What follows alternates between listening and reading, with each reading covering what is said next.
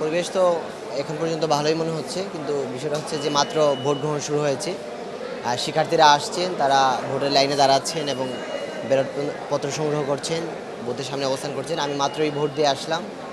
এখন পর্যন্ত সব কিছু স্বাভাবিক মনে হচ্ছে, কিন্তু আসলে এখনও মন্তব্য করা উচিত না।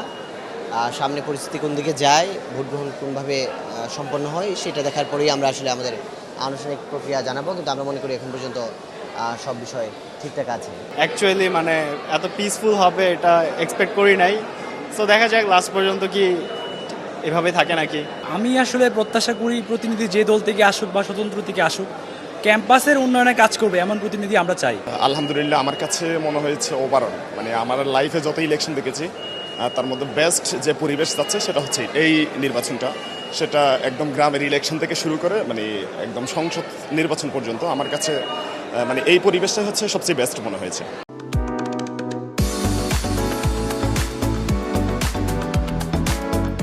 না, ভোট দিয়ে অনেক ভালো লাগতেছে। জীবনের প্রথম ভোট দিতেছি এতগুলো একসাথে। আর নির্বাচনের পরিবেশ অনেক ভালো, অনেকগুলো বুথ করা হয়েছে, আসলে লাইনে দাঁড়ায় থাকতে হইতেছে না আমাদের। আসলে গত 15-16 বছর ধরে হাসিনার স্বৈরাচারী আমলে আমরা কেউ ভোট দিতে পারি নাই। আমি ভোটার হয়েছি 2018 সালে, হাসিনার আমলে আমি একটা ভোটও দিই নাই। প্রথমবার ভোট দিয়ে আমরা কোনো ধরনের বাধা বিপত্তি ছাড়া ভোট দিয়ে আমরা খুব ভালো লাগছে। তো আলটিমেটলি যেটা দেখা গেছে, আমি নিজে ভোটার হওয়ার পর থেকে এই প্রথম আমি কোনো ভোটের এক্সপিরিয়েন্স নিলাম।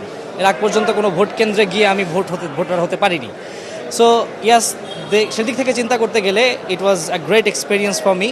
এবং আমার মনে হয় যে আগামীতে যখন জাতীয় নির্বাচন অনুষ্ঠিত হবে, এলাকা ভিত্তিক যখন নির্বাচন অনুষ্ঠিত হবে, প্রত্যেকটি নির্বাচনেই আসলে সুষ্ঠু নির্বাচন হওয়া উচিত। এবং ডাকসু নির্বাচনটাকে এতক্ষণ পর্যন্ত আমি যেই ভোট দিয়ে বের হলাম, ততক্ষণ পর্যন্ত নির্বাচনটাকে বেশ সুষ্ঠু মনে হয়েছে।